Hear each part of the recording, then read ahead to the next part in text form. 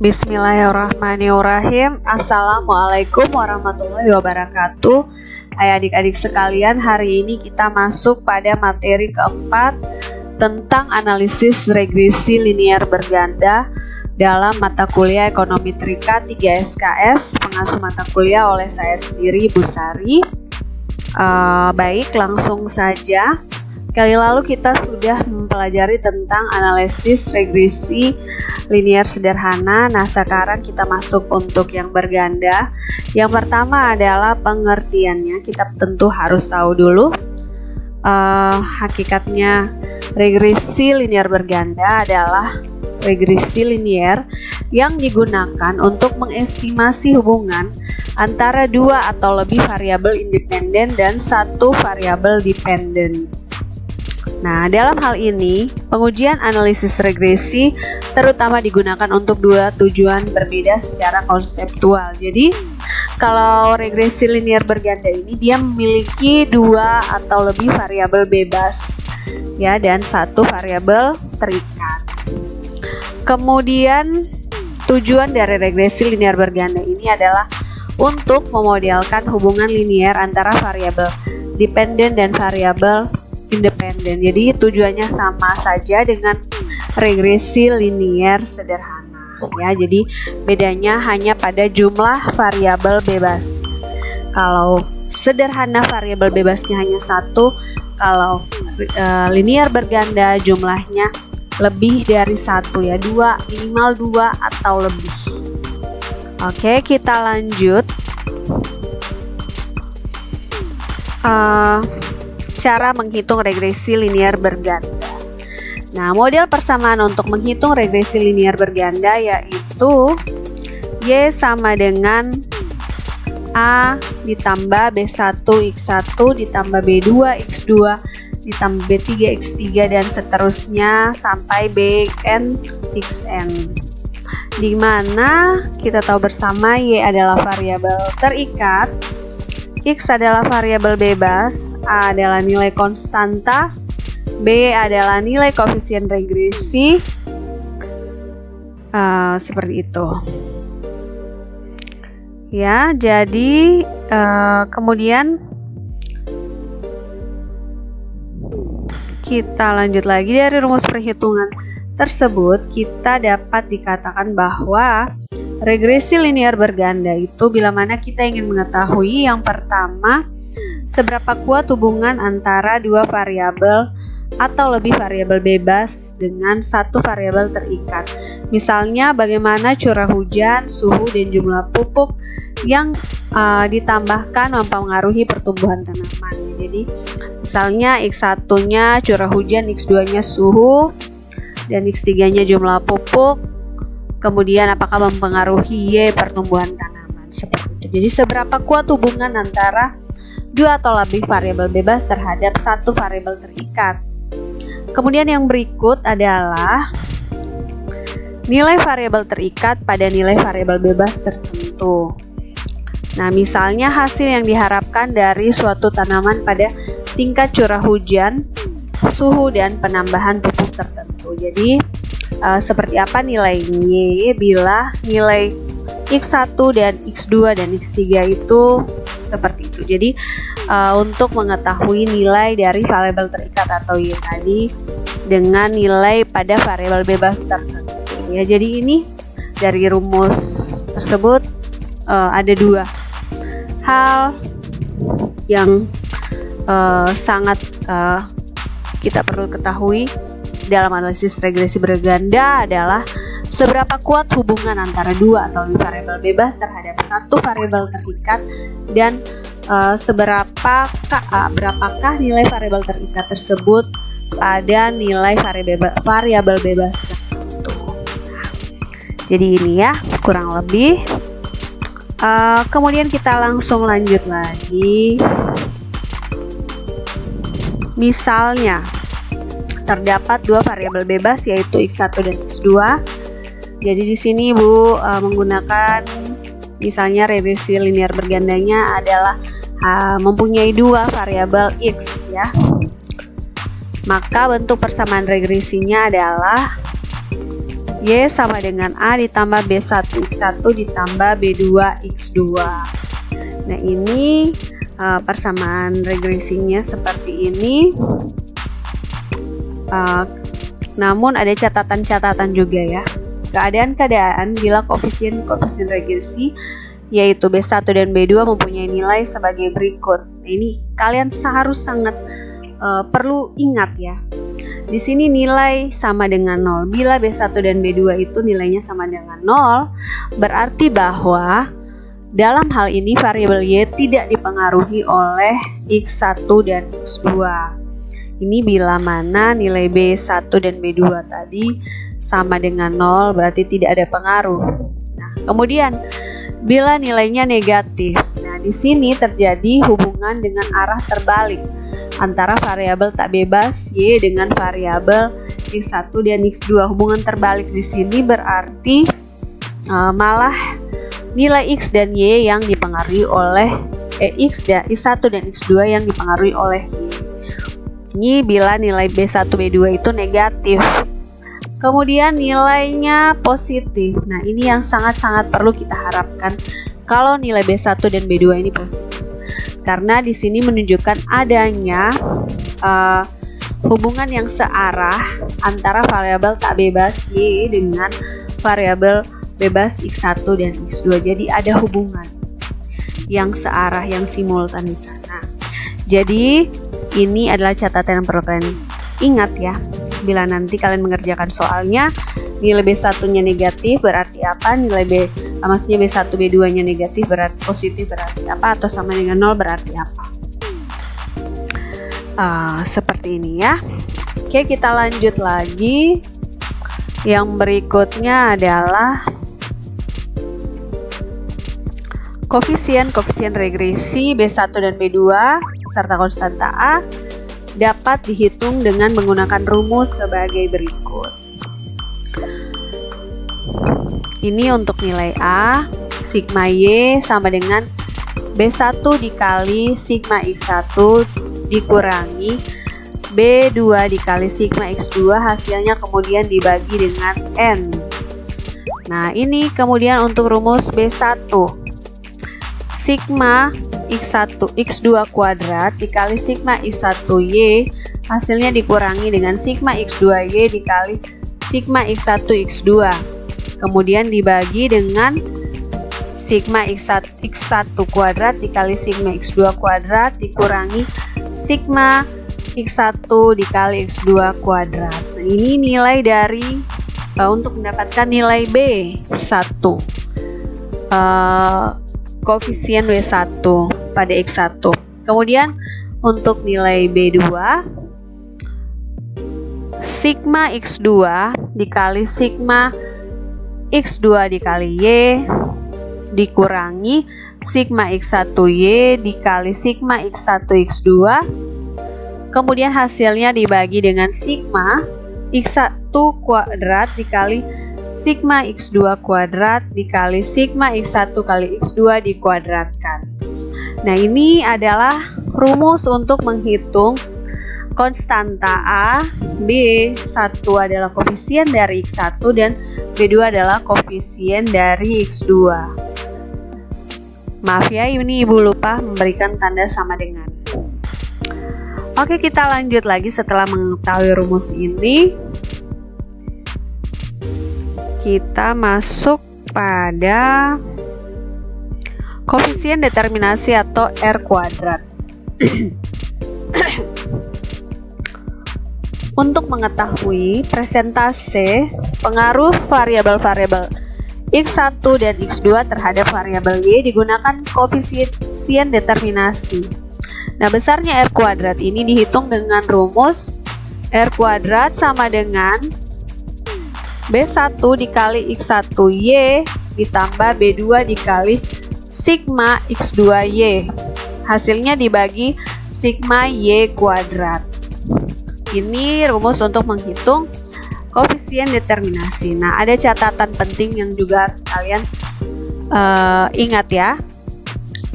Apabila R kuadrat bernilai 0, maka nilai dari dalam model persamaan regresi yang terbentuk variabel-variabel tak bebas Y tidak sedikit pun dapat dijelaskan oleh variabel-variabel bebas X1 dan X2. Kemudian catatan yang kedua, apabila nilai R kuadrat bernilai 1, maka dalam model tersebut persamaan regresi yang terbentuk variabel tak bebas Y secara sempurna dapat dijelaskan oleh variabel-variabel bebas X1 dan X2. Jadi kalau dia bernilai 0, maka tak ada sedikit pun yang dapat dijelaskan oleh variabel bebas tersebut. Tapi bila dia memiliki nilai 1, berarti dapat dijelaskan secara sempurna oleh variabel-variabel bebas tersebut, ya. Baik, kita lanjut lagi. Koefisien korelasi ganda atau R, jadi dia adalah untuk mengetahui seberapa besar korelasi secara serentak atau simultan antara variabel X1 X2 dengan variabel Y. Dapat digunakan koefisien korelasi, dia adalah rumusnya adalah akar dari R kuadrat. Jadi akar dari hasil dari koefisien determinasi tadi sebelumnya, jadi diakarkan hasil dari itu. Kemudian di sini juga ada catatan R, nilai R itu bila min 1 lebih kecil sama dengan R atau lebih kecil sama dengan plus 1. Nah, apabila nilai R mendekati plus 1 atau min 1, maka dapat dikatakan bahwa semakin kuatnya hubungan korelasi yang terjadi. Sebaliknya, apabila nilai R mendekati 0, maka semakin lemahnya hubungan korelasi yang terjadi. Jadi ini yang perlu adik-adik ingat ya, catatan-catatan kecil ini, karena nanti saat kalian mengerjakan soal atau nanti kalian penelitian, kalian bisa mengambil kesimpulan, bisa mendeskripsikan apa yang kalian hitung itu dengan melihat catatan-catatan kecil seperti ini, dengan melihat nilainya apakah lebih besar sama dengan seperti tadi pada nilai koefisien B1 B2 ya. Nah, ini untuk koefisien korelasi ganda. Kita lanjut lagi. Korelasi parsial merupakan suatu korelasi yang menjelaskan korelasi antar satu variabel dengan variabel lainnya yang dianggap konstan. Terdapat 3 macam bentuk korelasi parsial, yaitu korelasi antar X1 X2 yang mana Y dianggap konstan. Rumusnya seperti ini ya. Tapi biasanya ibu tidak memberikan soal yang ada korelasi parsialnya, tapi whatever, kalian perlu tahu ya, korelasi antar Y dengan X1 yang mana X2 dianggap konstan. Ini yang kedua, rumusnya seperti ini, RY1 dikurangi RY2 R12 dibagi akar dari 1 kurang R kuadrat dikali Y kuadrat, hasilnya dikali dengan 1 dikurangi R2 12. Kemudian yang ketiga, korelasi antara Y dengan X2 yang mana X1 dianggap konstan. Ini rumusnya. Nah, itu korelasi parsial. Kita lanjut lagi pada kesalahan baku atau estimasi, standar error estimate. Ini juga biasanya terjadi ya. Kesalahan baku atau estimasi kesalahan baku ini digunakan untuk melihat apakah persamaan regresi yang terbentuk tepat atau kurang tepat dipakai untuk mengestimasi atau memprediksi variabel respons. Jadi apakah variabel yang X1, X2 dan seterusnya itu, apakah yang kita gunakan itu mampu memprediksi variabel Y atau tidak. Itu adalah kesalahan baku estimate atau standar errornya. Jika kesalahan bakunya besar, maka persamaan regresi yang dibentuk kurang tepat dipakai untuk mengestimasi. Hal ini disebabkan karena selisih nilai antara variabel respons Y estimasi dengan Y kenyataan akan besar. Secara matematik, kesalahan baku estimasi diekspresikan oleh ini rumusnya. SE sama dengan akar dari sigma Y kuadrat dikali A dikali sigma Y dikurangi B1 sigma X1Y dikurangi B2 sigma X2Y, hasilnya dibagi dengan N kurang 3. Jadi ini adalah standar error estimate-nya seperti ini rumusnya. Kita lanjut lagi di next-nya adalah pengujian hipotesis.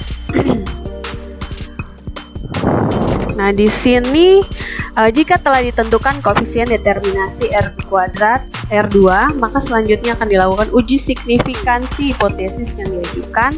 Kalau di uji hipotesis untuk yang regresi linear sederhana kemarin, Ibu menggunakan uji T. Nah, untuk dalam pembahasan kali ini kita akan menggunakan uji F ya. Jadi arti dari signifikan itu adalah bahwa ada pengaruh antar variabel yang berlaku pada seluruh populasi. Jadi variabel yang kita teliti itu walaupun hanya pada sampel, tetapi dia berlaku pengaruhnya untuk seluruh populasi. Nah, uji F. Uji F bertujuan untuk mengetahui apakah variabel-variabel bebas X1 dan X2 secara signifikan bersama-sama berpengaruh terhadap variabel tak bebas Y. Nah, jadi sama saja dengan uji T juga ya pada prinsipnya. Nah, berikut tahap-tahap uji F. Yang pertama adalah menentukan hipotesis, ya sudah pasti. Yang kedua, hipotesisnya seperti ini ya, H0 berbanding beta 1 sama dengan beta 2 sama dengan 0, berarti variabel X1 dan X2 tidak berpengaruh terhadap variabel Y. Kemudian 2, menentukan taraf tingkat signifikan atau lambda. Nilai yang sering digunakan untuk lambda adalah 5% atau 0,05. Itu 95% ya. Menentukan F hitungnya. Nah, rumus dari F hitung adalah F hitung sama dengan R kuadrat dibagi K atau R kuadrat dikali N kurang K kurang 1 dibagi K dikali 1 kurang R kuadrat. K ini adalah jumlah dari variabel bebasnya ya. Nah, di sini adalah untuk menentukan F tabel kita bisa melihat ya numerator dan denominator atau vertikal dan horizontalnya. Kalau untuk horizontalnya atau denominatornya DF-nya N dikurang K atau K kurang 1. Nah, ini kalian bisa lihat nanti di F tabelnya seperti apa. Ini lebih jelasnya nanti di contoh soal cara melihat F tabelnya ya. Kemudian kriteria pengujian nilai F hitung dan F tabel. Apabila nilai F hitung lebih kecil dari F tabel, maka hipotesis H1 ditolak dan H0 diterima. Namun bila F hitung lebih besar dari F tabel, maka hipotesis H1 diterima dan H0 ditolak.